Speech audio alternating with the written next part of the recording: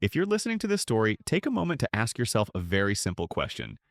Have you ever, walked into a place and with just one glance, someone decided that you didn't belong there? If the answer is yes, then this story might resonate with you more than you think. Before we begin, if you believe that stories about human dignity and justice, which may come late but is not absent, deserve to be shared, please like and subscribe to the channel so you don't miss similar stories. Now, let me tell you. An Atlantic Skies Airlines Boeing 777 is parked at Gate C-17, Hartsfield-Jackson International Airport, Atlanta. That morning, the sky was clear, sunlight streaming through the large windows of the station, creating a false sense of peace, the kind of peace one often feels just before something irreversible happens. In first class, everything is designed to look perfect. Cream-colored leather chairs, soft lighting, the subtle aroma of roasted coffee mingled with the scent of expensive perfume. The people sitting here speak softly, careful in every movement, as if the entire airplane cabin were a secret club reserved only for those who have proven their worth. And then, a man walked in. He was wearing a dark gray hoodie, jeans that had softened with age, and simple, clean sneakers that weren't new at all. He wasn't in a hurry. He wasn't looking around. He just quietly pulled his suitcase and found his assigned seat. 1A, his name is Marcus Reed. He was in his early 40s, tall and sturdy, with dark skin and deep, somber eyes, the gaze of someone more accustomed to observing than speaking. Marcus placed his suitcase in the overhead compartment, sat down in his seat, and opened the book he was reading. He didn't notice the unusually long stares from some of the passengers around him. He also didn't notice the woman standing near the entrance to the first-class cabin, dressed in her neat flight attendant uniform, subtly squinting in his direction. Her name is Evelyn Parker. She was the chief flight attendant on that flight. Evelyn has worked for Atlantic Skies for nearly 20 years. She prides herself on her ability to identify passengers. Who are regulars? Who are demanding passengers? Who are truly first-class customers? And in Evelyn's mind, the man sitting in seat 1A didn't fit any of her molds. She adjusted the name tag on her shirt, took a deep breath, and walked towards Marcus. "Excuse me, sir." Her voice was polite, but cold. Marcus looked up, his eyes calm. "Yes?" Evelyn smiled, a professional smile, one that had been practiced extensively. "I believe there may have been a seating error. May I see your boarding pass, please?" Marcus didn't react immediately.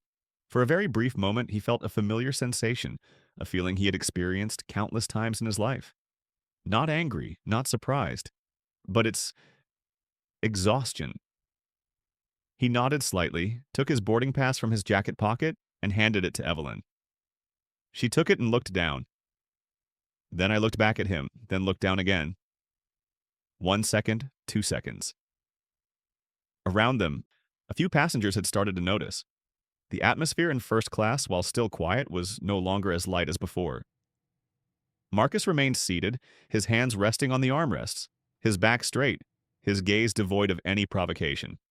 It's just waiting. Evelyn cleared her throat softly. "Sir," Konoy, "this seat is part of our premium cabin. Are you certain this is your assigned seat?" Marcus looked directly at her. His voice was deep, slow, and clear. "Yes, I'm certain." Evelyn smiled again. This time, the smile didn't reach her eyes. "All right," she said. "Let me double-check something." She turned away.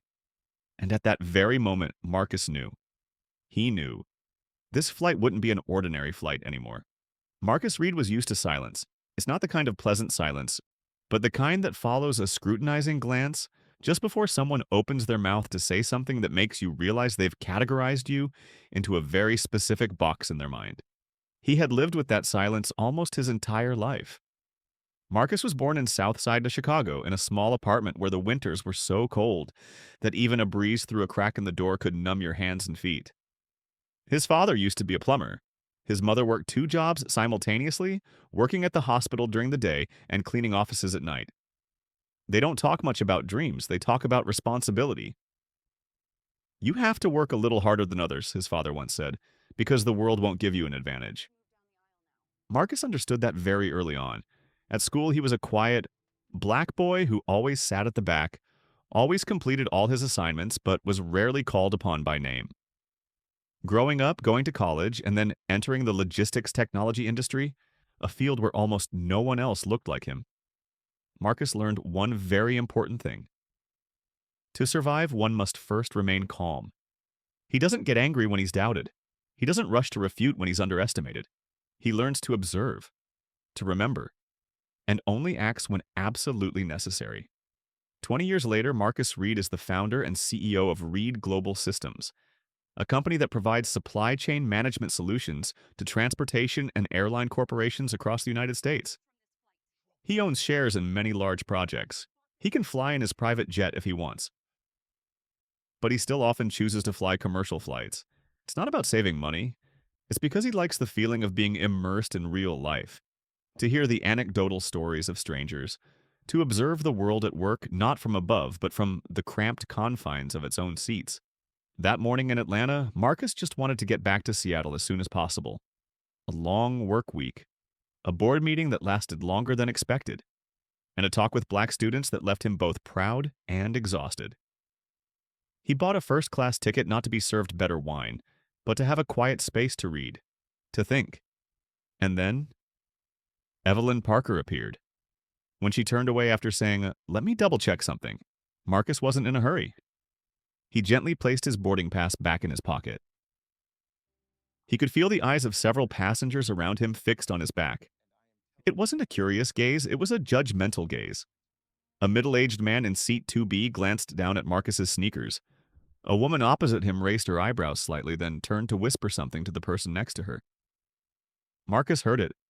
Not every word was clear, but he recognized the tone. He heard it at the first few meetings when he walked into the room and was mistaken for an assistant. He had heard it in expensive restaurants where the waiter would hand the bill to his companion, even though he was the one paying. And he's listening to it right here, in this gleaming first-class cabin. Marcus took a slow breath. In his mind, a familiar dialogue began. Should I say something? Should I stand up and demand an explanation? Or should we just let things go like hundreds of times before? He wasn't unaware of who he was. He knew very well. But he also knew that in situations like this, who you are doesn't matter as much as who others believe you to be. Evelyn returned after about a minute. In her hand was an electronic testing device. The initial smile had vanished from her face. "Sir, Konoy, could you please stand up for a moment?" Marcus looked up. "Why?" he asked. His voice remained calm. Not high, not harsh. Evelyn paused slightly as if unaccustomed to being asked a question in return. "We just need to verify something, Kojap. It won't take long." Marcus looked straight into her eyes. In that moment, there was something very clear between the two of them. Evelyn didn't see a CEO. She saw a black man in a hoodie sitting in a chair that, in her opinion, shouldn't have belonged to him. Marcus saw a woman who was quite used to not being questioned. "All right," Marcus said. He stood up. It wasn't because he was afraid. He wanted to see how far things would go. Evelyn bent down to the device in her hand, quickly scanning a few lines of information. Then she frowned. "Sir, Ko Noi Cham Rai. This ticket was purchased through a corporate account. Can you confirm your affiliation?" Some passengers began to notice more clearly. The air in the cabin was gradually becoming thick and heavy. Marcus nodded. "Yes," he replied, "it was." "And which company would that be?" "Evelyn Hoy." Marcus was silent for a second. Just 1 second. Another memory surfaced in his mind. The day he signed his first contract. The day he stood in front of the mirror wondering if he was dreaming. He didn't do all those things and then use them as a shield. "Reed Global Systems," he said. Evelyn stopped. That name sounds familiar. But instead of stopping to think, she chose the safer path for herself. "Sir, Konoy, until we complete verification, I'm going to have to ask you to wait." "Wait where?" "Marcus Hoy." Evelyn glanced at the economy class compartment behind her. "Back there." Marcus followed her gaze. Then he looked back at her. "Is that standard procedure?" he asked. The question is simple, not challenging. Just a question. Evelyn pursed her lips. "Sir, Konoy." Please don't make this difficult. Marcus smiled slightly. It wasn't a sarcastic smile. Rather, it was a very small, fleeting smile, full of weariness. Trust me, Jop. I'm not the one making it difficult. A moment of silence fell. The first-class cabin seemed to hold its breath. Evelyn stood there, her hand gripping the testing device tightly. And Marcus knew that from this moment on it was no longer just about a chair. The Boeing 777's first-class cabin maintained an outwardly tranquil appearance. But beneath that tranquility, something had begun to crack. Marcus Reed stood right in the aisle between two wide rows of seats, where everything was designed so that people wouldn't have to touch each other. But at that moment, he could clearly feel the gaze of each person. No one said anything. No one spoke up in defense. But that silence was not neutral. It carries weight. A man in seat 3A cleared his throat softly as if to mask his discomfort. An older woman wearing a cream-colored blazer glanced at her watch and shook her head very slightly. They weren't looking at Evelyn Parker, they were looking at Marcus. It was as if his very presence was slowing down their flight. Evelyn stood opposite him, back straight, shoulders square, her face showing the expression of someone accustomed to things going her way. Sir, Konoy, if you'll just step aside, we can resolve this quickly. Marcus didn't move. He looked around the airplane cabin one last time. The leather chairs were spacious. Hands rested casually on the armrests. Eyes averted when he looked directly at them. He suddenly thought of something very simple. Would things be different if he were wearing a tailored suit today? If he were carrying a shiny leather briefcase? Probably yes. But he also knew that if that were the case, this story wouldn't have happened. Ms. Parker, Marcus said, his voice slow and clear. Before I move anywhere, I'd like to understand exactly what the issue is. Evelyn frowned slightly. We're just verifying your ticket, code job. It's routine. Marcus nodded slightly. Then you can verify it while I'm seated. A.N.A. Knoy. There's no need for me to move. That statement wasn't confrontational at all, but it did draw a line. Evelyn sensed it, and she didn't like it. Sir, she said, her voice less soft now, you're delaying boarding. Marcus looked towards the compartment door. The line of passengers behind him was still waiting. No one was being held back. No one had to stand any longer because of him. He turned to look at Evelyn. I'm not. On Jop. I'm standing exactly where you asked me to stand. A few people started whispering, quietly, but enough to create pressure. Why is this taking so long? A male voice whispered from the seat in front.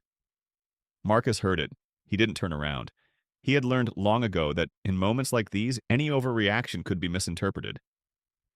Evelyn took a deep breath. Sir, Konoy, if you don't cooperate, I'll have to escalate this. Marcus raised his eyebrows very slightly. Escalate how? He asked. Evelyn didn't answer immediately. She looked down at the device in her hand, then back at him. I can involve airport security, Konoy. That would be unfortunate. A few passengers looked up. The word security always carries special weight when spoken in an airplane cabin.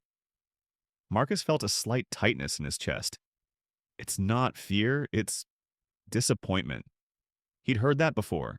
In the hotel lobby, in the parking lot, in places where he should have been treated like everyone else. He wondered if Evelyn truly believed he was a threat, or if she simply needed a reason to reinforce her initial decision. Do you believe I'm a threat? Marcus Hoy. The question was dropped into the air, light but sharp. Evelyn paused for a moment.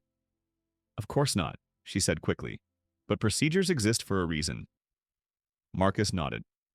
Then follow the procedure. A.N.A. Jop. Verify the ticket. A long silence followed. The sound of the auxiliary engine outside the window crack. The sound of luggage wheels rolling away in the economy class cabin. Evelyn turned and took a few steps toward the galley where the two younger flight attendants were standing. She said something very softly. Marcus couldn't hear it, but he saw one of the other two look at him, then quickly turn away. Marcus sat down in seat 1A. He knew that action wouldn't please Evelyn.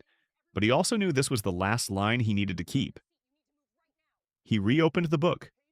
He didn't read it. He just held it in his hand. Thoughts began to drift slowly through his mind.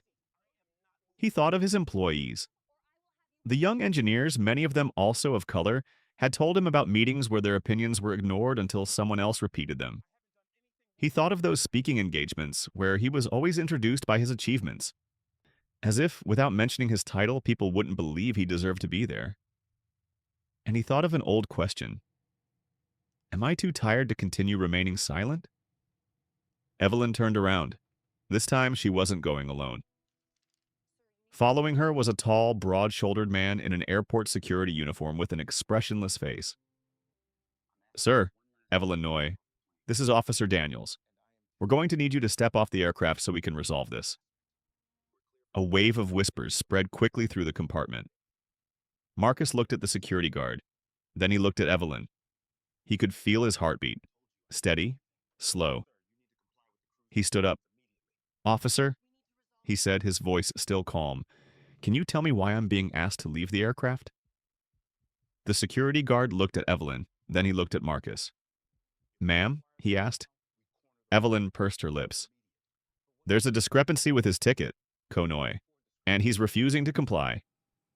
Marcus turned to the security guard. I've complied with every request, ANH Noy. I showed my boarding pass, I answered questions. I'm seated in my assigned seat. The security guard didn't answer immediately. He observed Marcus for longer than necessary. Then he spoke. Sir, if you could just come with us, this will go a lot easier. Marcus sensed something very clearly. This moment is no longer about Evelyn, no longer about the chair. It's about whether he has the right to exist here without having to prove anything further. He bent down and took his phone out of his pocket. Don't rush, don't be nervous.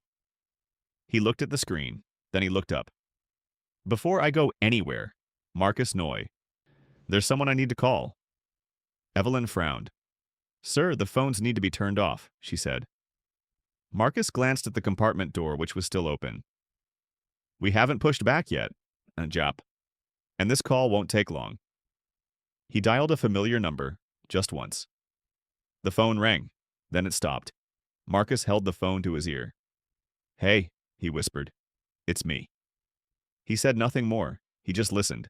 And in that gleaming first-class cabin, no one knew that in just a few minutes, the entire flight would have to come to a halt. Marcus Reed's call didn't last long. Just a few seconds of silence. No explanation, no argument. He said a very short sentence in a voice low enough that only he could hear it. Yeah, I'm on the plane. Then he hung up.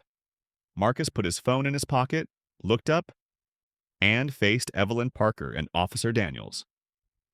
The first-class cabin had now completely lost its initial sense of tranquility. No one spoke anymore. No one pretended to read the newspaper or browse their phones. Everyone is watching. Evelyn crossed her arms in front of her chest, a familiar gesture of someone trying to maintain control of the situation. Sir, Konoy, we really need to resolve this now. Marcus nodded.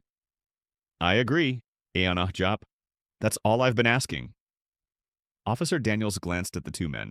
He seemed uncomfortable. Ma'am, Yana Noivoy Evelyn, what exactly is the issue with his ticket? Evelyn turned to him. It flagged in the system, Konoy. Corporate purchase, possible misuse. Marcus looked directly at her.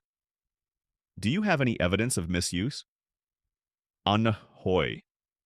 Evelyn pursed her lips. We're still checking.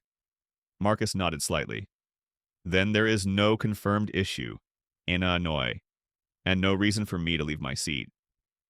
That statement wasn't meant to be a challenge. It was simply true. And that's why it annoyed Evelyn. Sir, she said, her voice no longer gentle, you're being uncooperative. Marcus tilted his head slightly. In what way? Anhoy. Some passengers began whispering more clearly. Why can't he just move? A woman whispered, not quietly enough. Marcus heard it. He didn't come back. He learned that sometimes silence is not a sign of weakness, but rather a form of self-protection. Evelyn took a deep breath, then said something she would later wish she had never said. Sir, Konoy, your appearance doesn't exactly match our typical first-class passengers. The air in the cabin felt like it was freezing. Officer Daniels turned to look at her. Ma'am, he said slowly, what do you mean by that? Evelyn blinked. There was a fleeting moment of awkwardness, but then she regained her composure. I mean, Konoy, we have standards here. We need to ensure the comfort of our premium guests. Marcus felt a slight warmth run down his spine. Not out of anger, but out of familiarity. He had heard these words used in many different ways. Not a good fit. Doesn't align with the culture.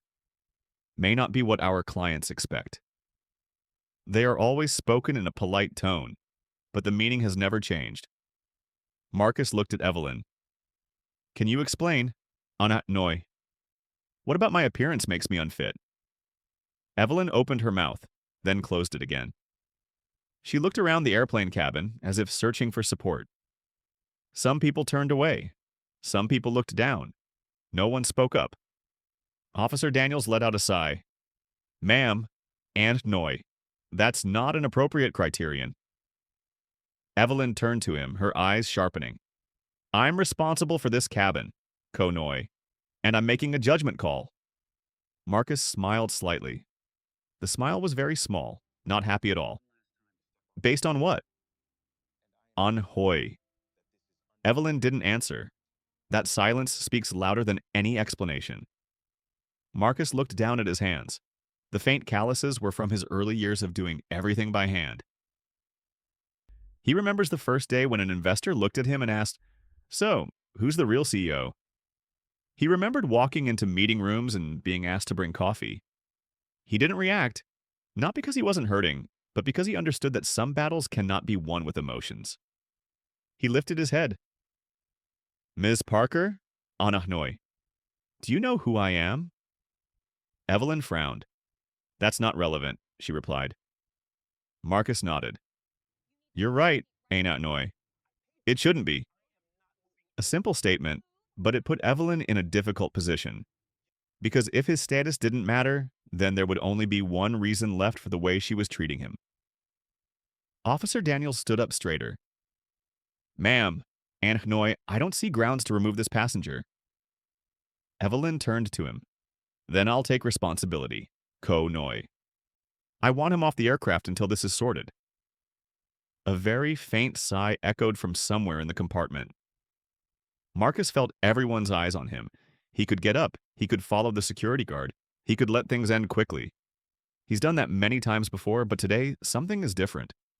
It wasn't because he wanted to prove anything. It was because he realized that if he walked away now, Evelyn would learn that this approach worked. And that Marcus couldn't accept. Officer, he said, his voice still calm. If you're asking me to leave, I need a clear reason documented. Officer Daniels looked at him, then nodded very slightly. Understood, he said. Evelyn opened her mouth. Sir, she said, this is your last warning. Marcus looked at her. Then make it a clear one, he replied. A long silence. Then Evelyn did something nobody expected. She took a step forward, reached out her hand, and touched Marcus's arm. Sir, Konoy, you need to come with us, now. At that moment, everything changed. It wasn't because the touch was strong, it was because it crossed a boundary that no one had the right to cross. Marcus looked down at the hand resting on his. Then he looked up. Please remove your hand. Aunt Noy.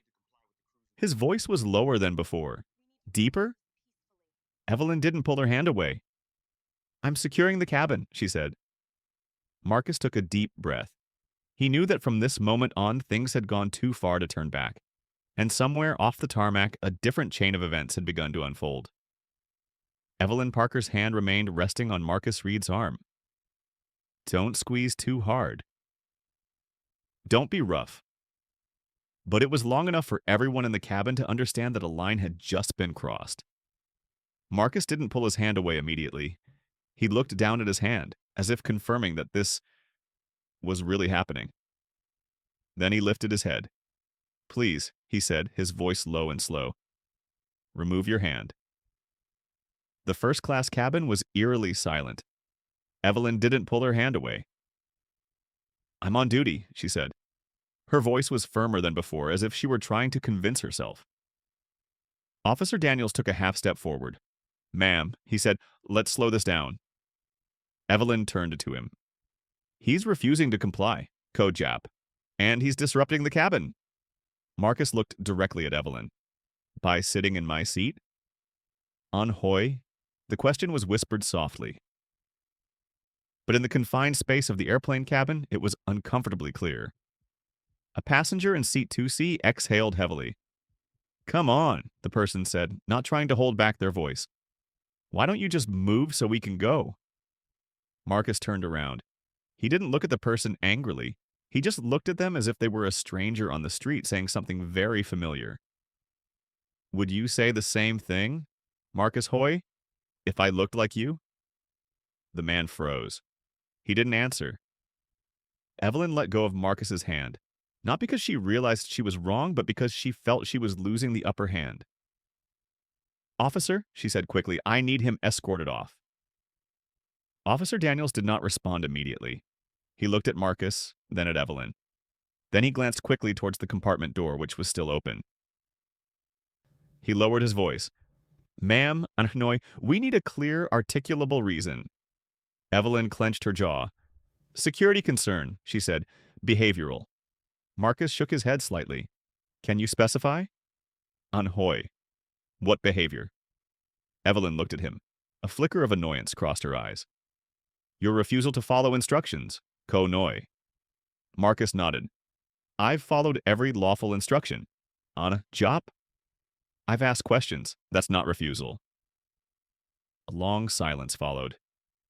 No one in the cabin was pretending to be busy with their own work anymore. Everyone was watching a confrontation they hadn't expected to see in first class that morning. Officer Daniels exhaled. Ma'am, Anyat Noi, I don't feel comfortable removing him without cause. Evelyn turned sharply to face him. Then I'll document it, Ko Noi. I'll take full responsibility. Marcus heard that, and in that moment, he felt a profound change within himself. Not anger, not fear. It's about clarity. He gave the situation enough space to adjust. He remained calm. He asked the right questions, but Evelyn chose to continue. Marcus bent down and picked up the small suitcase that was under the seat, not to walk, but to stand straighter. He turned to Officer Daniels. Officer Ayan Noi, before anything else happens, I'd like to formally state that I do not consent to being removed without documented cause. Officer Daniels nodded. I hear you, he said. Evelyn crossed her arms in front of her chest. Sir, she said, you're escalating this unnecessarily.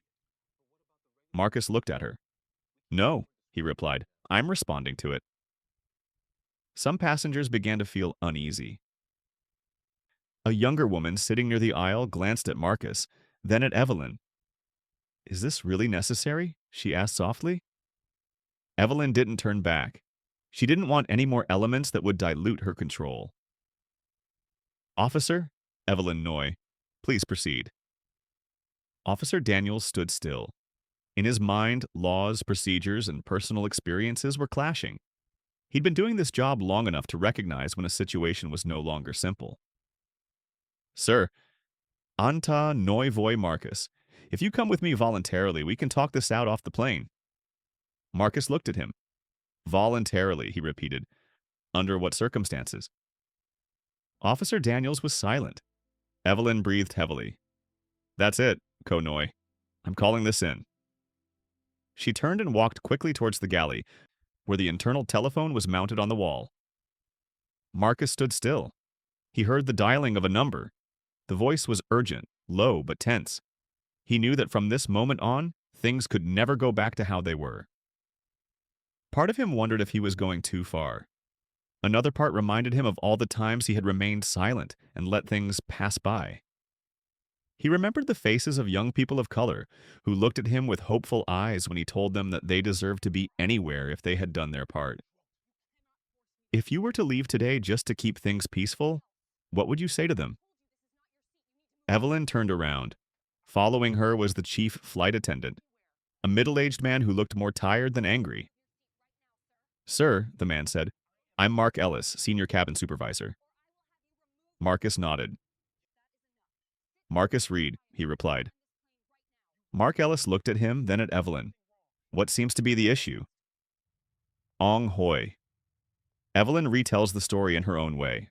Brief, selective. Marcus listened. He didn't interrupt. When Evelyn finished, Mark Ellis turned to Marcus. "Sir?" he asked. Marcus spoke very slowly. "I purchased this ticket through my company. I boarded when instructed. I showed my boarding pass. I answered questions. I was asked to move without cause. When I declined, the situation escalated." Mark Ellis nodded. He turned to Evelyn. "Did he raise his voice?" he asked. "No." "Did he threaten anyone?" "No." "Did he refuse a lawful instruction?" Evelyn was silent for a moment. "He refused to move," she said. Mark Ellis exhaled. "Moving without cause isn't lawful instruction," he said.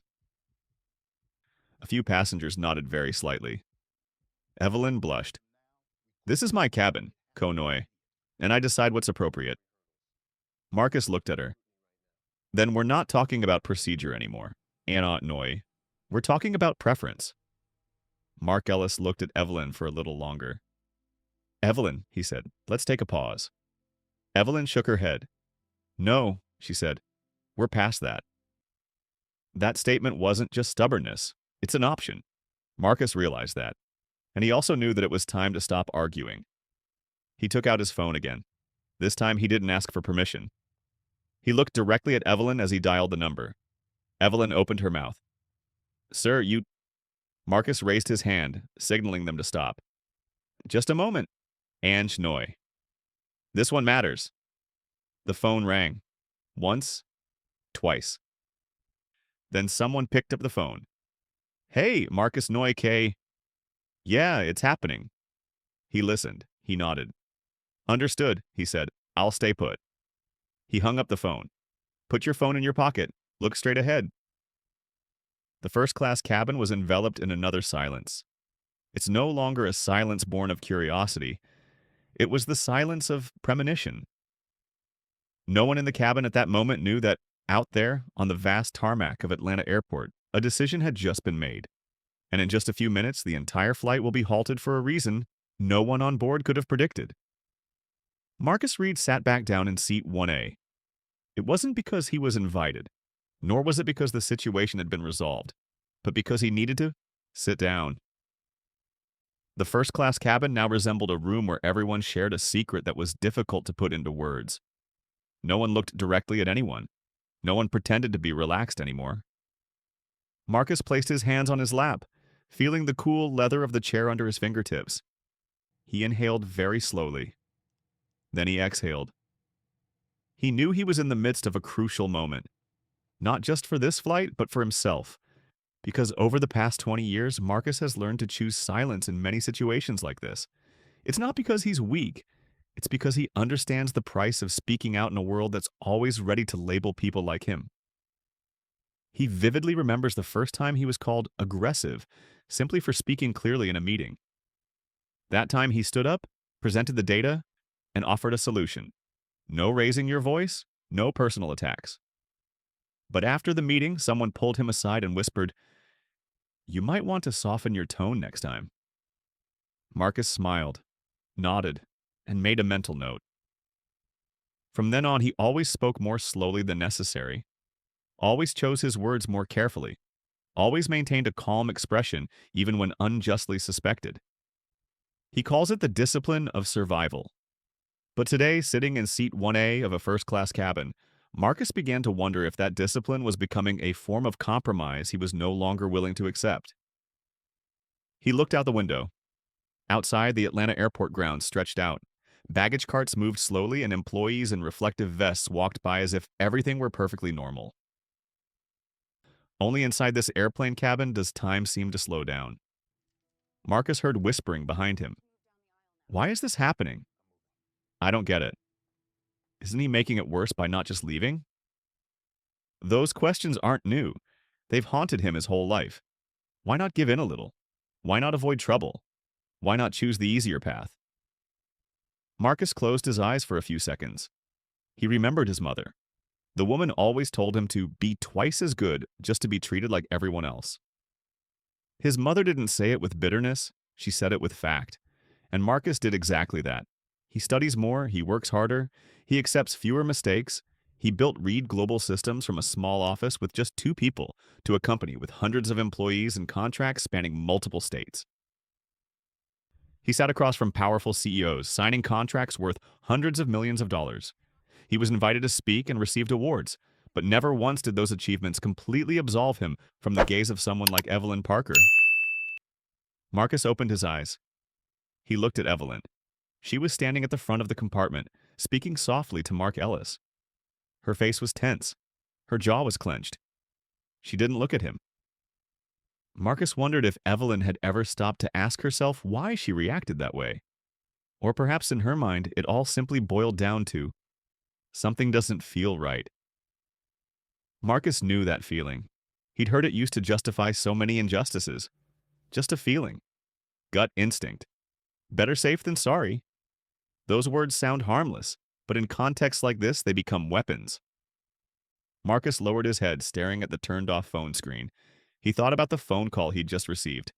The voice on the other end of the line showed no signs of panic, no anger. It's just a very short question. Are you okay? Marcus replied, I'm fine. And he knew that person understood exactly what fine meant in this context. A part of Marcus felt tired of this, tired of having to stand firm, tired of having to explain, tired of having to stay calm when others don't need to. He wondered if things would have turned out differently if he weren't Marcus Reed, the CEO, but just Marcus Reed, an ordinary black man. The answer sent chills down his spine. He heard Mark Ellis's voice. Ladies and gentlemen, he said over the internal system, we appreciate your patience. Marcus opened his eyes. The other passengers looked up. A few breathed a sigh of relief as if it were finally all over. Mark Ellis continued, we're just taking a moment to ensure everything is handled appropriately. Marcus understood that saying perfectly. It means nothing has been resolved yet. He sensed a different kind of tranquility. It's not the tense silence of conflict. It's the calm before a major change. Marcus placed his hand on his chest, feeling his heartbeat. Even. Slow. He wondered what would happen if he left the plane right now. He might receive a private apology. He might be invited back, or nothing at all. But one thing is certain. No one in this compartment will have to face questions about how they just witnessed someone else being treated. Marcus thought of the young people who had asked him, how do you manage not to lose hope? He replied that hope doesn't come from everything always being fair. It comes from deciding where you stand when fairness is challenged. He opened his eyes and lifted his head. Evelyn was still talking. Officer Daniels stood a few steps away, his face pensive. Marcus knew that his job right now wasn't to win an argument, but it's not about leaving in silence. He took out his phone again. He didn't call. He just looked at it. Then he placed it down on the small table in front of him. If someone were to ask him right now if he's scared, Marcus would answer truthfully. Yes, he's scared. Don't be afraid of being arrested. Don't be afraid of missing your flight. He was afraid that if he left now, he would carry that feeling with him for a very long time. The feeling was all too familiar, but that didn't make it any more pleasant. Marcus looked straight ahead. Out there, everything is still running smoothly, and very soon someone will have to decide whether this story is just a minor incident or something that cannot continue to be ignored. That moment didn't come with shouting. There was no pushing and shoving, no loud threats. It arrived very quietly. Marcus Reed remained seated in seat 1A, his back straight, his hands neatly placed on his lap, his gaze fixed forward as if looking through the airplane cabin. Evelyn Parker returned from the galley. Her steps were faster than before, more decisive. Mark Ellis walked a few steps behind her, his face showing clear signs of anxiety. Officer Daniels stood to one side, his hand near the radio as if preparing for something unexpected. Evelyn stopped right next to Marcus. Sir, she said, her voice no longer gentle. This has gone on long enough. Marcus turned his head to look at her. Has it? He asked. His voice was low, not at all sarcastic.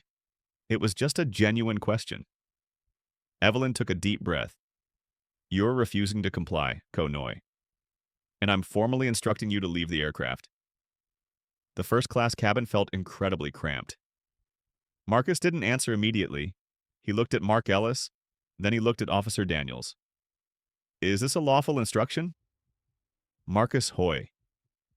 Mark Ellis opened his mouth, then hesitated. Marcus, he said, his voice low. Maybe we can... Evelyn interrupted. No, she said. We're done talking. Marcus looked at her for a long time. There was no defiance in those eyes, only a weary sadness. Ms. Parker, Yen Noi, do you understand what you're doing? Evelyn crossed her arms. I'm maintaining order, she replied. Marcus nodded slightly. Then document it, Yen Noi. Say exactly why you're removing me. Evelyn didn't answer. Instead, she took another step, standing right in the doorway. Officer Daniels, she said, escort him off, now. Officer Daniels stood still for a very brief moment. Then he stepped forward. Sir, he said to Marcus, please stand up. Marcus looked at him. Officer, Anak Noi, before I do, I want it noted that I am being removed against my will, without cause. Officer Daniels swallowed hard. I understand, he said. Marcus placed both hands on the armrests of the chair, preparing to stand up. And then Evelyn did something nobody expected. She reached out and took Marcus's arm. Not strong, no jerking, but it's clear enough to be undeniable. Sir, she said, you need to move, now. The airplane cabin fell silent. Marcus looked down at the hand that was holding his. He said nothing for a second, just 1 second. But in that moment, so much fell apart. He recalled the first time a supermarket security guard stopped him for suspicious behavior. He remembered his mother's eyes when she found out, eyes filled with both anger and helplessness. He remembered all the times he told himself, don't make a big deal out of it. Marcus lifted his head. Please remove your hand. And Noi. His voice was lower than before, slower. Evelyn wouldn't let go. I'm securing the cabin, she said, repeating the phrase she had used earlier. Marcus could clearly feel his heart rate increasing. Not fast, but heavy. Ms. Parker? Mark Ellis Noi gap. That's enough. Evelyn turned to him. He's resisting, she said. Marcus shook his head. No, he said. I'm not. Officer Daniels stepped forward and placed his hand on Evelyn's shoulder. Ma'am, he said, please step back. Evelyn pulled her hand back, as if she had just realized she had gone too far. But it was too late. At that moment, the final boundary was crossed. Marcus stood up. No jerking, no pushing. He just stood up, almost a head taller than Evelyn. The first-class cabin seemed to hold its breath. Do not touch me again, Marcus Noi. No raising voices, no threats. But each word fell with a heavy weight. Evelyn took half a step back. For the first time, something different appeared in her eyes. Not anger, not power. It was fear. Officer Daniels Quay sang Mark Ellis. We need to pause this, Anak Noi. This is escalating. Mark Ellis nodded. I agree, he said. We need to call this in. Evelyn opened her mouth. No, she said. If we stop now. Mark Ellis turned to her. Evelyn, he said, his voice stern. We've crossed a line. She looked at him. Then she looked at Marcus. Everyone in the airplane cabin was looking at her. And for the first time, Evelyn realized she no longer had control over this story. Marcus stood there in the middle of the first-class compartment without saying anything more. You don't need to say anything, because at this moment, all eyes are asking the same question. Where will this lead? Mark Ellis turned toward the galley and spoke quickly into the intercom. Captain, he said, we have a situation. Marcus heard the sound of the engine outside change in tone. A small announcement came from the cockpit. Ladies and gentlemen, we're going to pause boarding for a moment. A wave of whispers spread throughout the cabin. Marcus bent down and picked up his suitcase, not for leaving, but to put it neatly under the seat. He sat down again, slowly. It was as if to say he wouldn't disappear just because someone wanted him to. Evelyn stood still, her arms hanging loosely at her sides. She said nothing more. In her mind, chaotic thoughts clashed with each other. She never thought things would go this far. For her, it initially was just a feeling of unease, but now that feeling is turning into something she can no longer control. Marcus looked towards the compartment door. Outside, the sun was still shining on the runway. Everything still looks normal. But he knew a large gear had begun to turn. And as those gears turn, they don't stop, just because someone wishes things had never happened. The silence that enveloped the first-class cabin was unlike any of the previous moments. It's not about waiting. It's not about curiosity. Rather, it's the feeling that something has been activated and cannot be taken back. Marcus Reed sat still in seat 1A, back straight, shoulders relaxed. He didn't look at Evelyn Parker, nor did he look at Mark Ellis or Officer Daniels. He looked out the window. The airplane wing lay still, sunlight reflecting off its metal surface, creating slow streaks of light. Somewhere in this vast airport, he knew, other people were beginning to move according to a series of decisions that he himself couldn't control in detail, but he accepted it. Mark Ellis returned from the galley. His face was grim. "Captain's been notified," he said softly. "We're holding." Some passengers heard it and looked up. Holding? Why are we holding? Questions began to murmur. There was no more room for silence. Evelyn stood motionless, her hands clasped tightly together. She said nothing more, not because she agreed, but because she didn't know what to say. Officer Daniels stood near the aisle, his gaze sweeping across the compartment, then settling on Marcus. Something in that gaze had changed. It's no longer the detached vigilance of duty, it's a realization. He had encountered situations like this before. Not many, but enough to know when something is no longer simply a matter of following procedure. Marcus remained silent. In his mind, one question kept repeating itself. What am I waiting for? He wasn't waiting for an apology. He wasn't waiting for acknowledgement. He waited for the truth to reveal itself. And sometimes the truth needs space to reveal itself. A faint ding sound emanated from the internal system. The captain's voice came through, calm, but something felt wrong. "Ladies and gentlemen, we're experiencing a brief delay. Please remain seated." A collective sigh echoed through the airplane cabin. A man in front turned to his wife and said, "This is ridiculous." Marcus heard it. He didn't react. He understands that frustration. He's been in that position before. He used to think that some incident was just a personal nuisance. Until we realize it, some annoyances aren't just a coincidence. Mark Ellis approached Marcus. "Marcus," he said softly, "we're trying to resolve this." Marcus nodded. "I know," he replied. "Is there anyone you want us to contact?" "Mark Hoy." Marcus thought for a moment. "There already is, Noy." "Thank you." Mark Ellis looked at him a little longer. Then he nodded. He turned away. Evelyn watched, her eyes showing clear confusion. She was used to things ending with a polite apology and an internal report. But this time it's different. She didn't understand why, but she sensed it.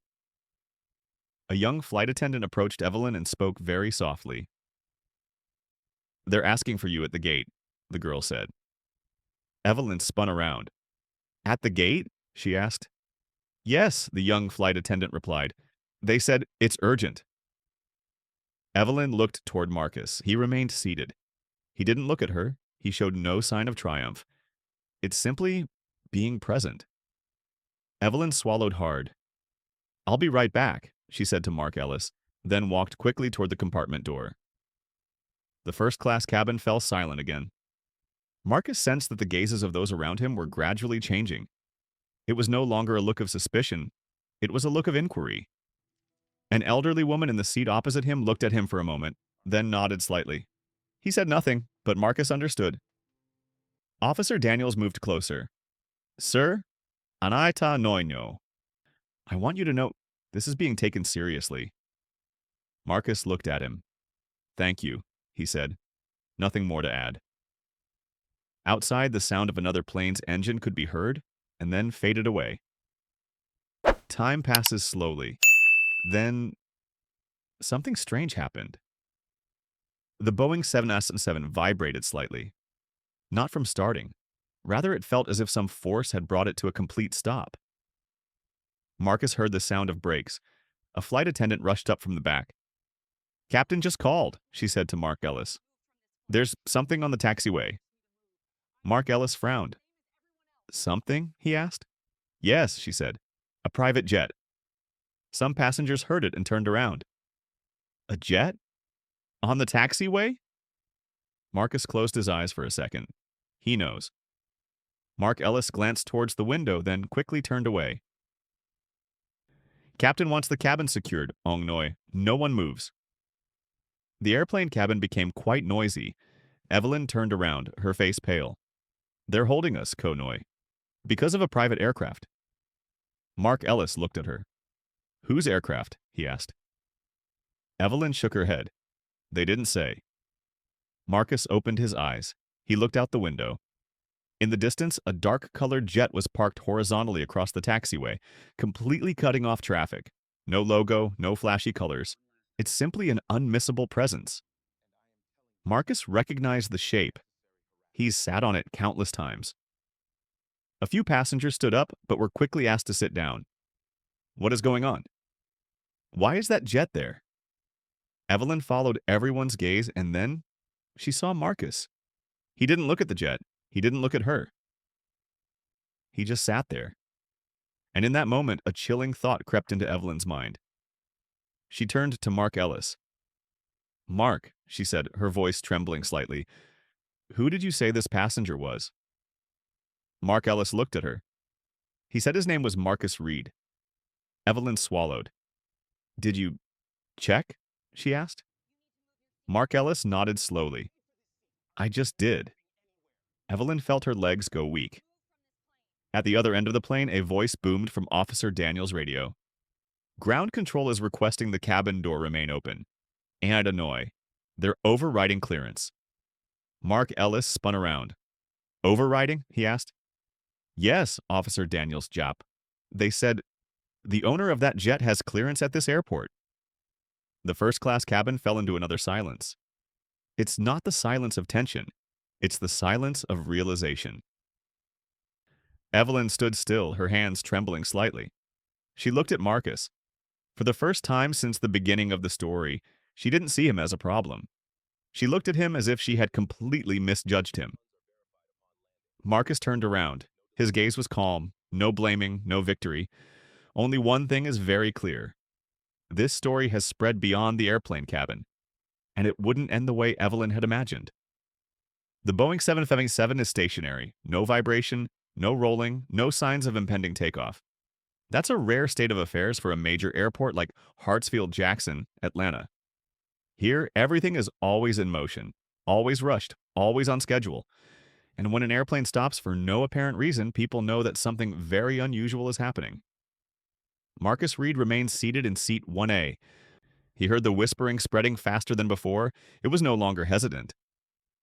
Did they say a private jet blocked the taxiway? Who would do that? Is that even allowed? Marcus didn't turn around. He didn't need to hear anymore. He saw that jet through the window. He knew exactly what it was. A Gulfstream G709 with a dark gray fuselage, no logo, only a small registration mark on the tail. No ostentation, no showing off. But in the aviation world, just seeing that design, people immediately understand that this is not an ordinary aircraft. Mark Ellis stood at the front of the compartment, speaking quickly over the radio. "Confirm again," he said. "Yes, I understand." He turned around, his gaze sweeping across the first-class compartment, then settling on Marcus. Evelyn Parker stood nearby, her shoulders trembling slightly. "Mark," she whispered, "what's happening?" Mark Ellis looked at her. "Ground control says the aircraft on the taxiway belongs to a restricted clearance holder, Ong Noi. They're requesting access to this gate." Evelyn swallowed. "Access?" she repeated. "Yes, Mark Jap. And they're not asking politely." The first-class cabin fell silent. A few passengers began to stand up, but were quickly asked to sit down. "Please remain seated," the flight attendant's voice rang out, slightly tense. Officer Daniels approached Mark Ellis. "Sir, ANH Noy. Tower just confirmed that jet is registered to Reed Aeronautics Holdings." Mark Ellis frowned. "Reed?" he said. Officer Daniels nodded. "Yes, sir." Evelyn spun around. "Reed? Ko-hoy. Like, Reed Global Systems?" Officer Daniels did not respond immediately. He looked at Marcus, then he nodded. Evelyn felt the blood draining from her veins. She turned to look at Marcus. He remained seated, calm, without smiling, without showing any sign of victory. It's simply being present. "Mark," Evelyn said, her voice hoarse. "The passenger, Marcus Reed?"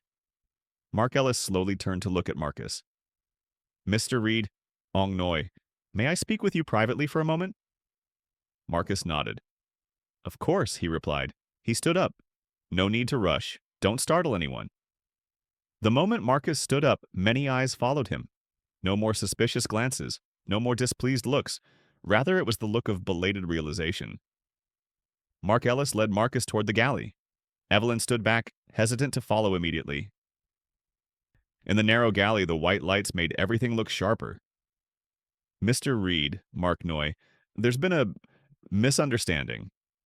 Marcus looked at him. "Has there?" he asked. His tone wasn't sarcastic at all. It was just a question. Mark Ellis exhaled. "Yes," he said, "and I want to apologize." Marcus didn't answer immediately. He looked out the galley window where he could vaguely see the first-class cabin.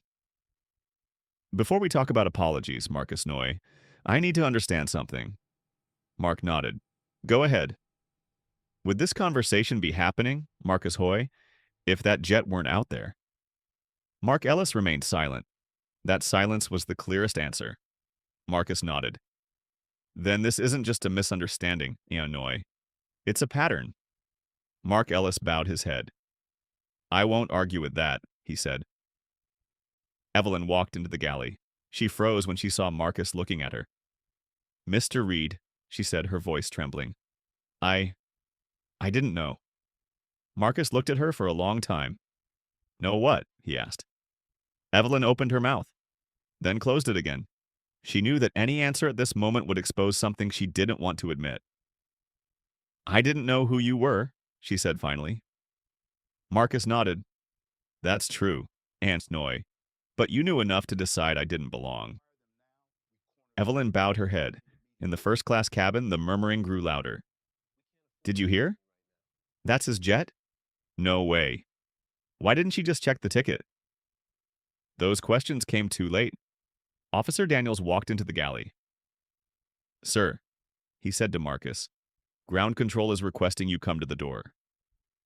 Marcus nodded. He walked out of the galley. The first-class cabin opened before him once again, but this time, it's not the same as before. Those who used to avoid his gaze are now looking him straight in the eye.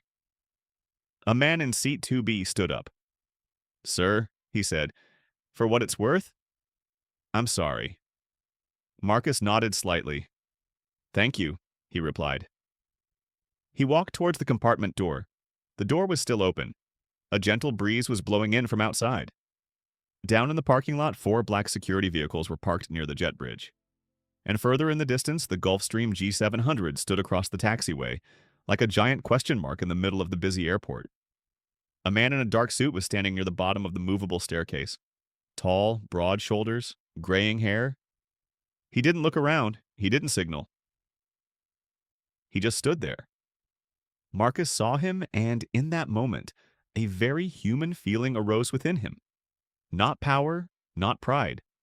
It's familiarity, not something else. That's David Reed, his father, chairman of Reed Aeronautics Holdings, the man who spent his life building a system that many people use without knowing his name. David Reed walked up the stairs. "Don't rush, don't get angry." He entered the airplane cabin. The first-class cabin was enveloped in absolute silence. David Reed didn't look at the passengers. He didn't look at Mark Ellis. He didn't look at Evelyn Parker. He looked directly at Marcus. Are you okay? He asked. Marcus nodded. I'm fine, he replied. David Reed Quee sang Mark Ellis. I'm here to retrieve my son's property, Ong Noi, and to understand why this aircraft hasn't departed. Mark Ellis swallowed hard. Sir, he said, we... David raised his hand. Before you explain, Ong Noi, I'd like to hear from her. He turned to Evelyn. Evelyn stood frozen in place. David looked at her. Why did you put your hands on my son? Ong Hoi. His voice wasn't loud. It wasn't angry, but each word felt as heavy as lead. Evelyn opened her mouth. I was just... David interrupted. No, he said. Answer the question. The first-class cabin had never been so quiet. Evelyn Runray. I thought he didn't belong there, she said. David nodded very slowly. Thank you, Ong Noi. That's all I needed to hear. He turned to Mark Ellis. This aircraft will remain grounded, Ong Noi, until this matter is resolved. Mark Ellis nodded. Yes, sir. David turned to look at Marcus. Let's take a walk, he said. Marcus nodded. The father and son walked towards the cabin door. And as they stepped outside, the entire first-class cabin understood that this story had gone far beyond a mere flight. No one in the first-class cabin was breathing heavily. The moment David Reed stepped off the plane with Marcus, the air seemed to be sucked dry. The hatch remained open. The wind from the tarmac blew in, carrying the smell of fuel, hot metal, and a very clear feeling that things had spiraled out of control. David Reed didn't walk quickly. He walked with the gait of someone in no hurry. Because when he arrived here, time was on his side. 4 black security vehicles were parked side by side in the parking lot. No sirens, no flashing lights. His mere presence was enough to make everyone understand that this was no random visit. Marcus walked beside his father. For the first time since the start of the flight, his shoulders were completely relaxed. Are you all right? David asked again, his voice low, just loud enough for Marcus to hear. I'm fine, Marcus replied. Just tired? David nodded.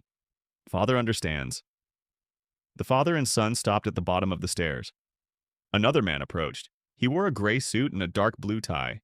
A small metal name tag on his lapel read Thomas Keller, Director of Operations, Atlantic Skies Airlines. Mr. Reed, Keller said, trying to keep his voice calm. Thank you for meeting us.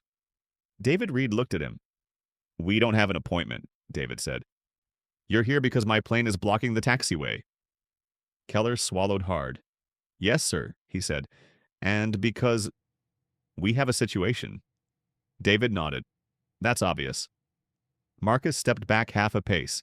He didn't participate in the conversation, not because he wasn't involved, but because he had finished his part. The rest is no longer a personal matter. Keller turned and gestured. Another group approached. Airport security representatives, an in-house lawyer for the airline, and a man in a reflective vest wearing an air traffic control headset. Mr. Reed, Keller Noi, we would like to resolve this quietly. David Reed smiled very slightly. Quietly for whom? He asked. Keller didn't reply immediately. My son, David continued, was asked to leave the plane without a legitimate reason. Keller nodded. We're investigating that, Ong Ta Noi. There may have been a misjudgment. David tilted his head. Misjudgment, he repeated. He turned to Marcus. What do they call it when a child is touched? David asked. Marcus replied immediately. Assault, he said. Not loud, not harsh, but it's clear enough. Keller turned pale. Sir, Ong Ta Noi Nan, we're prepared to offer a full apology, compensation, and corrective action. David Reed stared at him for a long time. He said those words, he said, because he was seeing my jet out there. Keller did not deny it. David turned and looked directly at him. If Marcus Reed weren't my son today, David said, would he be standing here? No one answered. The silence dragged on. It's not that they don't know the answer, it's that the answer is too obvious. David exhaled slowly. This isn't about money, he said, nor is it about fame. He pointed toward the Boeing 777. This is about how his system works when no one is watching. Keller nodded weakly. Sir, Ong Tanoi, we will take appropriate disciplinary action. David turned to look at Marcus. Is there anything you want to say? He asked. Marcus thought for a moment. He looked back at the plane, the first-class cabin where he had been sitting, the faces watching through the windows. I don't want anyone to lose their job just to set an example, Marcus said. I want them to understand why this is happening. David nodded. That's why Dad is here, he said. David turned to look at Keller. We're going to do this the right way, he said. Not in the parking lot, not in silence. Keller swallowed. Yeah, sir. David turned to the air traffic controller. How much longer until this airport can resume normal operations? He asked. Sir, the man replied, as long as the G700 is still there, we cannot clear the taxiway. David nodded. Good, he said. It will stand there for a while longer. A sigh escaped the group of airline representatives. David Reed turned to look at Marcus. Do you want to continue this flight? He asked. Marcus shook his head. No, he said. I no longer feel that place belongs to me. David placed his hand on his shoulder. Then let's go home, he said. Marcus nodded. The father and son turned their backs to the Boeing 777. In first class, passengers watched through the windows. Nobody said anything. A man whispered, I think we just watched something bigger than a delay. Evelyn Parker stood at the end of the jet bridge, her hands clasped tightly. She heard almost the entire conversation, not every word, but enough to understand. She saw Marcus get out of the car. He didn't look at her. He didn't say a word. David Reed stopped in front of her. Are you Evelyn Parker? He asked. Yes, she replied softly. David looked at her. Do you know, he asked, what the most dangerous thing about prejudice is? Evelyn shook her head. It makes people believe they're doing the right thing while they're actually doing the wrong thing, David said. He didn't scold. He didn't insult. Just tell the truth. David turned away. Evelyn stopped. For the first time in years, she felt her career was no longer in her own hands. The Gulfstream G700 was still blocking the taxiway. On the electronic display boards in the terminal, a series of flights began showing delayed.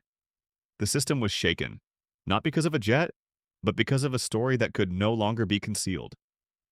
Marcus stepped onto the steps of the G700. Before going inside, he turned around to look at the Boeing 777 one last time. No resentment, no bitterness. It's just a closing. He knew this wasn't over yet. It has only just begun. The Gulfstream G700 rolled along slowly. No rush, no ostentation, as if it didn't need to prove anything at all.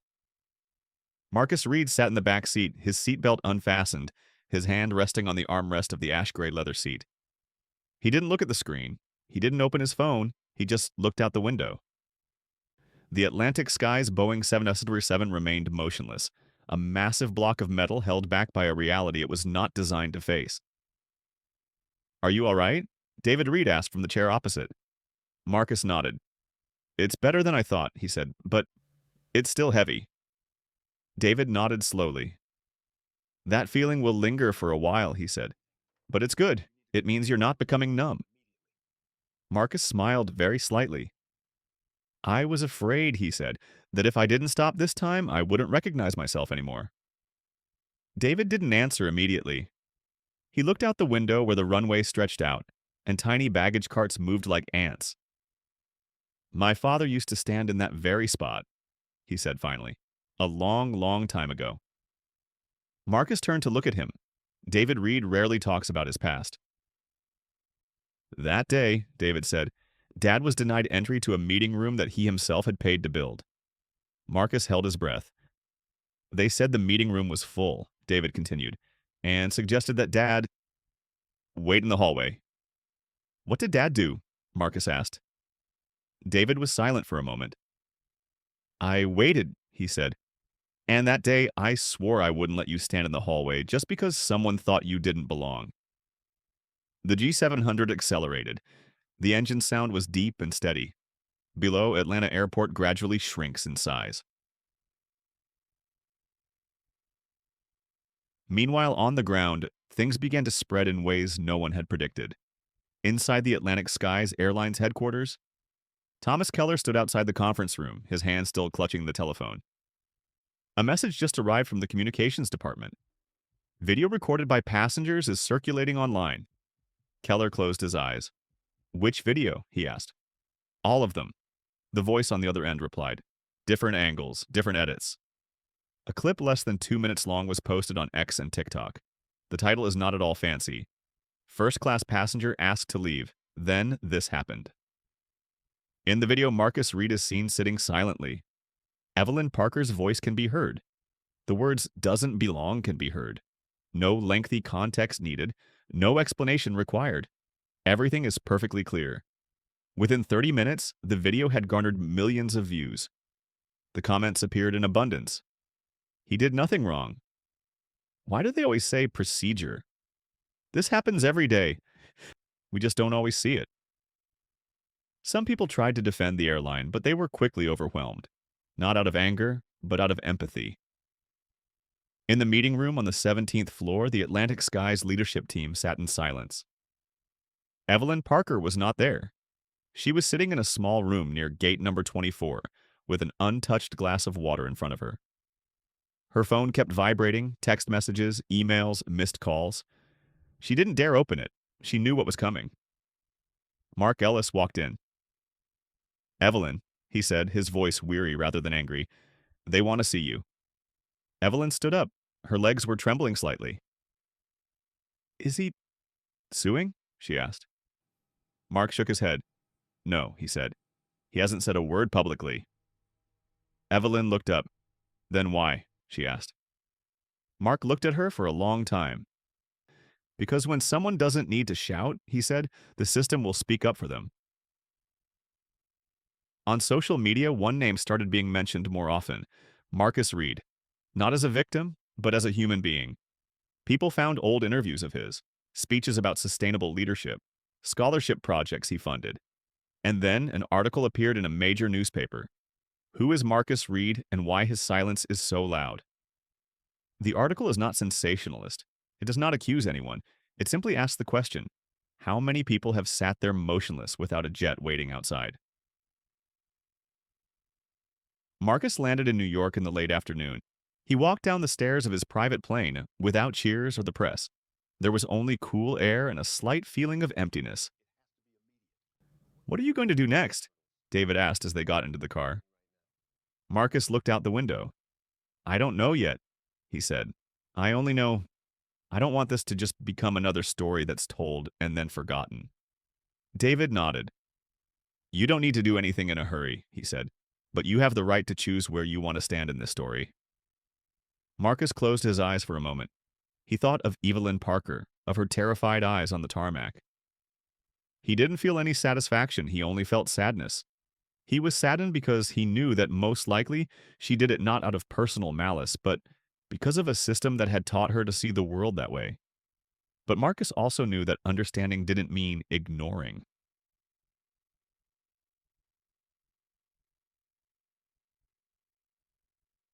That evening, Evelyn Parker opened her email. A single email from senior HR. Not long. No emotion. Effective immediately? She stopped reading at that point, not because of surprise, but because of emptiness. She sat still for a very long time. In her mind, a single moment kept repeating itself. First impression, a feeling that something isn't right. And the question she had never asked herself, what if I'm wrong? Elsewhere in the city, Marcus Reed sat alone in his office. Dim lights, no music. He opened his laptop and typed a single line. Don't post immediately, just write. Silence is not weakness. Sometimes it's a choice. He stopped. Erase? Rewrite? Outside, New York City is still bustling. But for Marcus, things are slowing down. He knew this chapter wasn't over yet. It's just transforming into a different form. Mornings in New York arrive very early. The sunlight filtered through the gaps in the curtains of Marcus Reed's apartment, soft and cool, Much like how this city always welcomed a new day without asking if anyone was ready, Marcus stood by the window, an unfinished cup of coffee in his hand. His phone was on the table, its screen flashing on and off repeatedly. Text messages, missed calls, emails. No one directly pressured him. No one said, "You have to speak up." But everyone is waiting. Marcus understands that feeling. He has lived with it his whole life. When he succeeds, people call it inspirational. When he is silent, people call it thought-provoking. But very rarely is he given the right to simply be a person who is considering his options. Marcus returned to his desk. The laptop screen is already open to a blank page. The cursor is blinking steadily. He remembered the sentence he had written last night. He wrote it, then deleted it. He rewrote it, then deleted it again. He knew that anything he said now would no longer be just his own words. It will be edited, interpreted, and analyzed. And perhaps it was used to refute things he never said. Marcus exhaled slowly. He thought of the man in seat 2B who had apologized to him, and of the elderly woman who had nodded to him in the airplane cabin. He thought of Evelyn Parker. She no longer appears on social media. Her name is only mentioned in cold, impersonal articles. Marcus wasn't relieved about that. He didn't want to win by crushing another person. But he also knew that if he said nothing, the system would find a way to tell the story that was most convenient for it. He remembered what his father had said. "You have the right to choose where you stand in this story." Marcus sat down. He placed both hands on the keyboard. This time, he didn't write it to publish immediately. He writes to understand what he's thinking. "Yesterday, en Agon, I was asked to leave a plane I had every right to be on." He stopped. Erase. Rewrite. "Yesterday, something ordinary happened. It just happened in public." Marcus stopped again. He closed his eyes. A part of him wanted to speak frankly, to name things, to talk about discrimination, about power, about how people always have a premonition about people like him. But another part of him, the part that had learned to survive, reminded him that anger, even justified, can cloud the message. He opened his eyes. At that moment, the phone rang. The name displayed on the screen is David Reed. Marcus picked up the phone. "I'm thinking," he said first. David smiled over the phone. Marcus could hear it in his voice. "I know," he said, "and I'm not calling to rush you." Marcus remained silent. "I just want you to remember," David continued, "you don't owe anyone an explanation. But if you choose to speak, speak in a way that you can live with later." Marcus nodded, even though he knew his father couldn't see him. "Thank you, Dad," he said. The call has ended. Marcus turned back to the screen. He started writing again from scratch. Not long, not complicated, just short sentences. "Yesterday, I sat in a seat I paid for. I followed every instruction. I asked questions politely, and still I was told I didn't belong." He paused and reread it. There was no anger in it, only the truth. He continued, "This isn't about one airline. It's not about one person. It's about how quickly procedure becomes a shield when bias is uncomfortable to name." Marcus stopped again. He was thinking of the people who would read these lines. These are people who have been asked to cooperate. They have been told that things would be easier if they didn't make a big deal out of it. He continued typing. "I'm sharing this not because I need an apology. I don't. I'm sharing it because silence is often mistaken for acceptance." Marcus stopped. He looked out the window. The city is waking up. Car horns, footsteps. Other stories are beginning. He turned back to the screen and wrote the last sentence. "We all deserve to belong where we've earned our place." Marcus didn't make any further edits. He read it one last time. Then, he posted it. Within minutes, the post went viral. Not for sensationalism, not for outrage, because it aligns with the experiences of so many people. The first comments appeared. "Thank you for saying this. This is exactly what happened to me last year. I thought it was just me." Some people asked why he didn't name Evelyn Parker. Why not demand specific punishment? Marcus didn't answer.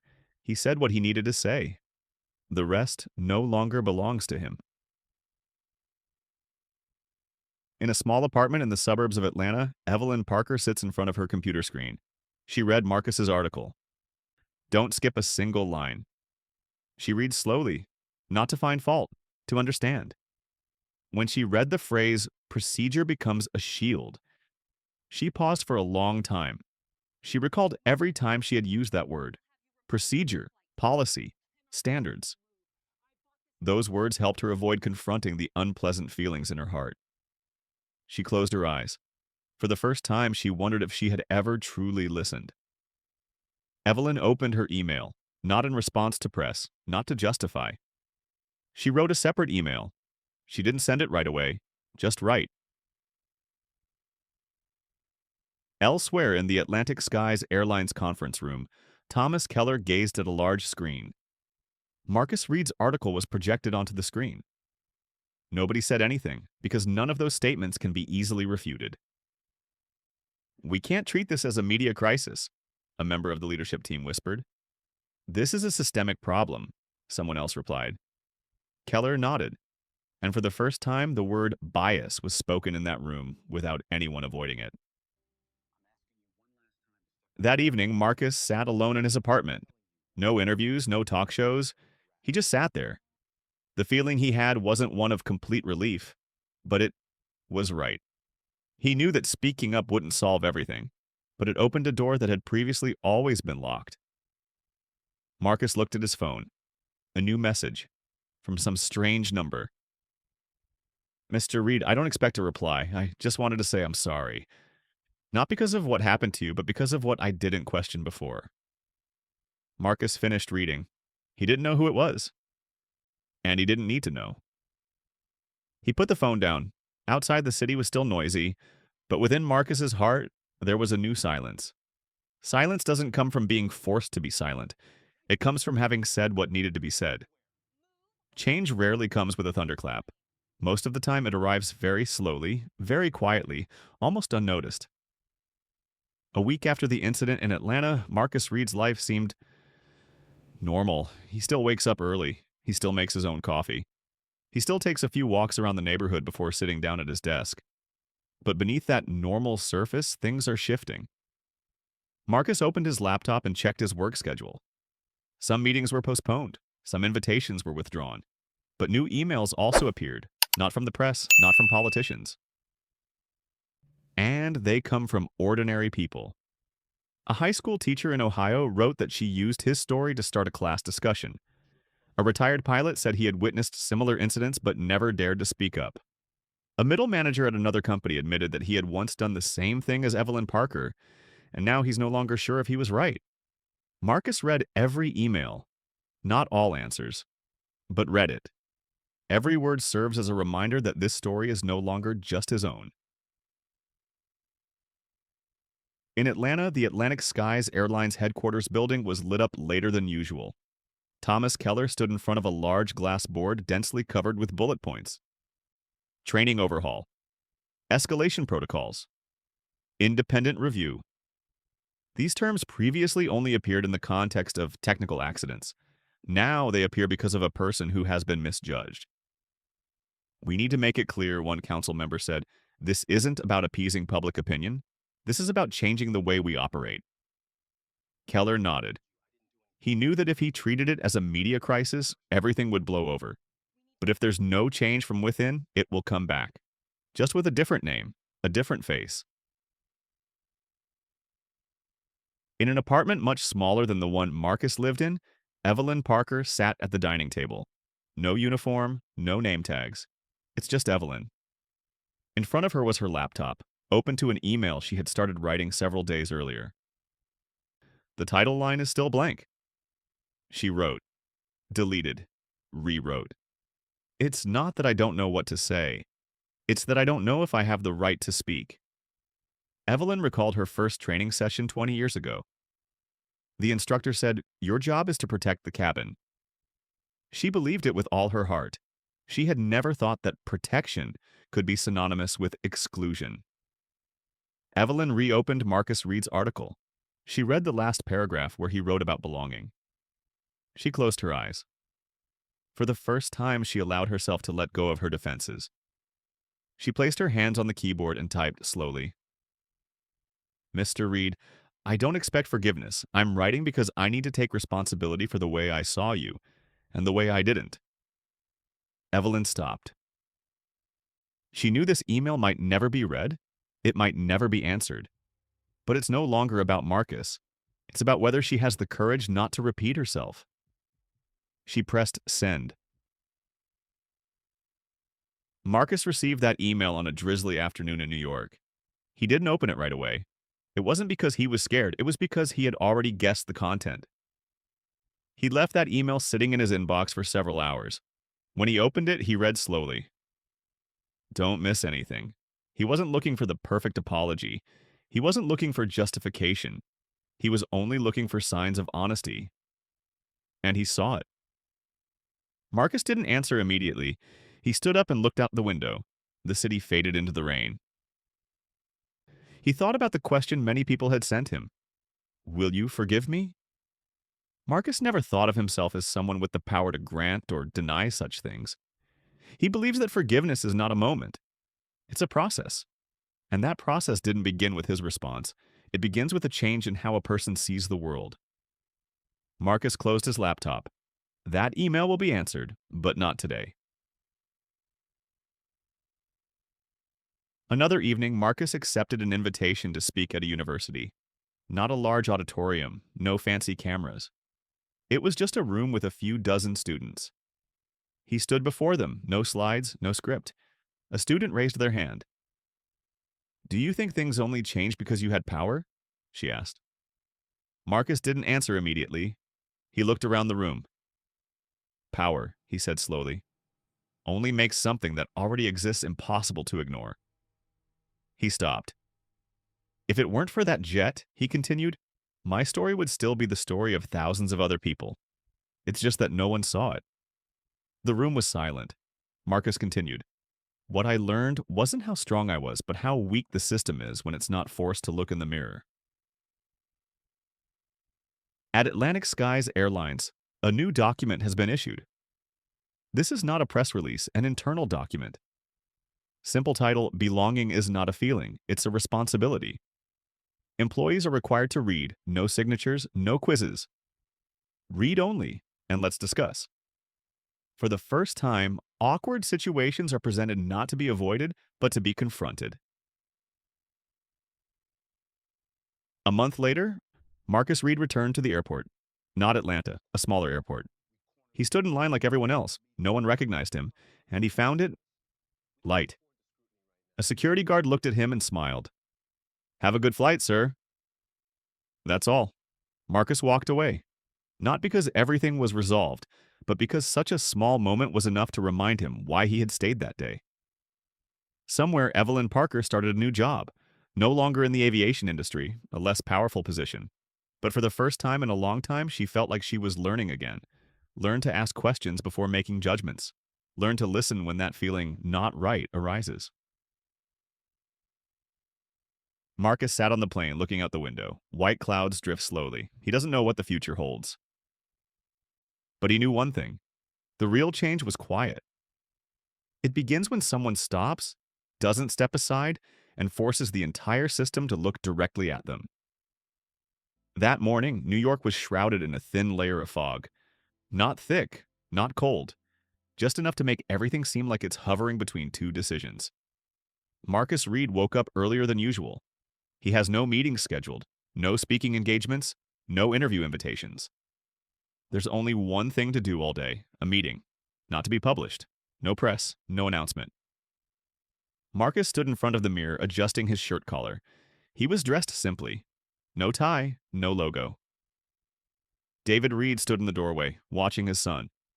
You don't need to do this, he said, his voice soft. Marcus nodded. I know, he replied. But if we don't do anything, everything will just stay the same as before. David remained silent. He understands that feeling. The building where the meeting took place did not bear the name of a major corporation. It's just an independent training center located on the outskirts of Manhattan. Inside, the meeting room wasn't large. It had natural light. There was no chairman's table. Marcus walked in. Thomas Keller was there, sitting upright, hands on the table. Beside him were a few others from Atlantic Skies Airlines. Not the top executives, but those responsible for training and operations. And at the other end of the table, Evelyn Parker. She stood up when Marcus walked in. No need to rush. No need to bow your head. Just stand. Marcus paused for a moment. He wasn't surprised to see her here. He had agreed to it, not for confrontation, but to complete a cycle. Thank you, everyone, for coming, Marcus said, his voice calm. No one answered immediately. Marcus sat down. We're not here to argue, he continued, nor to find out who's right and who's wrong. He stopped. We're here because if things don't change, this will happen again, under a different name. Thomas Keller nodded. We understand, he said, and we need to hear. Marcus Quee sang Evelyn. She stood there, her hands clasped together. Would you like to speak first? Marcus asked. Evelyn took a deep breath. I didn't come here to ask for forgiveness, she said, and I don't expect you to. She stopped. I came because I needed to say something I didn't have the courage to say before. The room was silent. Evelyn continued. I confused control with safety, standard with prejudice, and I used procedure to avoid confronting the discomfort of seeing something unfamiliar. She looked up and met Marcus's gaze. That doesn't justify my actions, she said, but I need to take responsibility for it. Marcus listened. Don't interrupt, don't react. When Evelyn finished, he nodded slightly. Thank you, he said. Not for the apology, but for your honesty. He turned to Thomas Keller. The problem isn't with one individual, Marcus said. It's about what's encouraged and what's ignored. Keller replied, We've started reviewing the entire training program, he said. Not to add rules, but to change the way questions are phrased. Marcus leaned forward. Which question? He asked. Keller pondered. It's not about is this person a good fit, he said. It's about are we reacting based on facts or on feelings? Marcus nodded. That's a start, he said. The meeting lasted longer than expected. There were no heated arguments. There were no tears. Only the difficult questions. And the necessary silences. Marcus didn't provide a list of demands, no threats. He was just recounting the story. Recount the moment he sat still. The moment he was asked to cooperate. The moment he realized that if he stood up, the story would no longer be just his own. The most painful thing, Marcus said, is not being asked to leave. It's the feeling of having to prove your right to be there. No one objected, because they know it's true. When the meeting ended, everyone stood up. No one was in a hurry to leave. Evelyn Parker approached Marcus. Thank you, she said softly, for not turning me into an icon. Marcus looked at her. We are not symbols, he replied. We are human beings, and human beings can learn. Evelyn nodded. For the first time since that day, she felt not just as someone being judged, but as someone responsible for change. In the afternoon, Marcus and David sat in the car. The city glides past outside the window. How do you feel? David asked. Marcus pondered. Not light, he said, but it's right. David smiled. Doing the right thing is rarely easy, he said. Marcus leaned his head back against the chair. Do you think things will really change, Dad? He asked. David was silent for a moment. I think, he said, there will be people who change, and there will be people who don't. He turned to Marcus. But the important thing is that I made it impossible for them to say they didn't know. That evening, Marcus went for a walk alone. No bodyguards, no schedule. He passed by a small airport. The announcements blared steadily over the loudspeaker. A family is laughing and talking. A man is hurrying along, pulling his suitcase. Ordinary stories. Marcus stopped and looked. He remembered that day. First class. The scrutinizing gaze.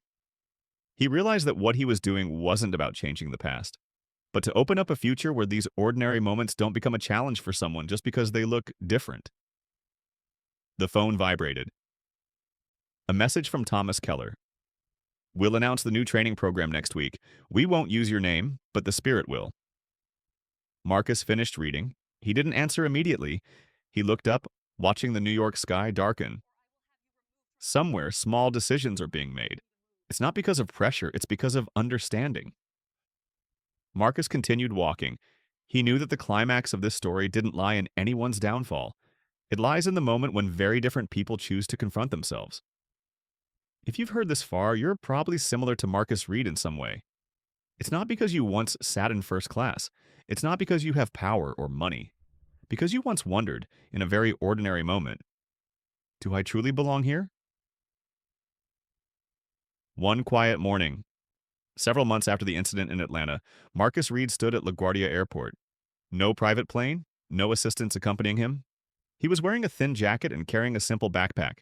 No one recognized him, and that made him smile. Marcus lined up like everyone else. He showed his documents. He went through security, no scrutinizing glances, no unnecessary questions. Just a security guard said, "Have a safe flight, sir." The word sir doesn't carry any sense of authority. It simply represents the minimum level of respect that every human being deserves. Marcus walked away. In that moment, he realized that the greatest success of this story didn't lie in the announced changes. It lies in the things that no longer need to happen. On that flight, Marcus was seated in Economy Plus, not for saving money, not to prove anything, just because he wants to. Next to him was a middle-aged man. They exchanged a few polite words. The man asked, "Are you on a business trip?" Marcus nodded. "That's right." "What do you work in?" Marcus thought for a second. "I'm in charge," he said. The man laughed. "That must be a lot of pressure." Marcus nodded. "But it's worth it," he replied. No one asked any further questions. No one suspected anything. It was just a normal conversation, and for Marcus, that was a huge deal. At Atlantic Skies Airlines, the changes are beginning to show results. No fanfare, no slogans plastered everywhere. But during training sessions, situations that were previously overlooked are now being addressed. The employee was asked, "Are you reacting because of the process or because of your feelings?" Not to find fault, but to reflect on oneself. Thomas Keller was present at one such training session. He didn't say much, he just listened. And he knew that a system only truly changes when those in the middle are willing to change first. Evelyn Parker is starting to get used to her new job. No more uniforms, no more first-class cabins. She works for a small nonprofit organization that specializes in training customer service skills for high-contact industries. On the first day, she was very scared. Nobody here knows who she used to be, and nobody cares. And that, strangely enough, made it easier for her to breathe. During a training session, a young trainee asked, "How can I tell when I'm judging others?" Evelyn was silent for a few seconds. "You'll know," she said, "when you feel the need for a reason not to listen." The room fell silent. Evelyn said nothing more. She learned that sometimes change doesn't come from talking more, but from talking at the right time. Marcus Reed did not become the face of a major campaign. He declined most of the offers. It wasn't because he was afraid. It was because he didn't want this story to become a media sensation. He continued his work, he continued building his business, he continued investing in education. But occasionally he receives very short messages. "I stood up today. I did not remain silent. I asked again instead of leaving." Marcus read each line. He didn't reply to all of them, but he saved them. Not to remember what he did, but to remember why he did it. One evening, Marcus and David Reed sat opposite each other in their familiar room. No work-related discussions, no strategy discussions, just father and son. "Do you regret not protecting me from this world, Father?" Marcus asked. David looked at his son for a long time. "No," he said. "I would only regret it if you thought you had to shrink to be more acceptable to the world." Marcus bowed his head. "I used to think that way," he admitted. David nodded. "Most of us used to think that way," he said, "until one day we choose to stand tall." And perhaps that's what this story is trying to say. Not everyone has a jet blocking the runway. Not everyone has the power to act when they are treated unfairly. But we all have a moment of choice. Choose silence for peace, or choose to stop to preserve yourself. Marcus Reed didn't change the world in a single day. He only did one very human thing. He didn't step aside when he was treated as if he didn't belong. If you've heard this far, you probably also have an untold story within you. Once underestimated, once misunderstood. Once told, don't make a big deal out of it. Hopefully, when that moment comes back, you will remember. Silence isn't always a sign of weakness, but speaking up when necessary is a very quiet form of courage. If this story makes you pause and think, please hit like to support the channel. If you know someone who has experienced this feeling, please share this video with them. And if you want to continue hearing heartwarming stories, don't forget to subscribe and turn on notifications. Thank you for staying until the end. We can't choose how the world sees us, but we can always choose how we stand in that world.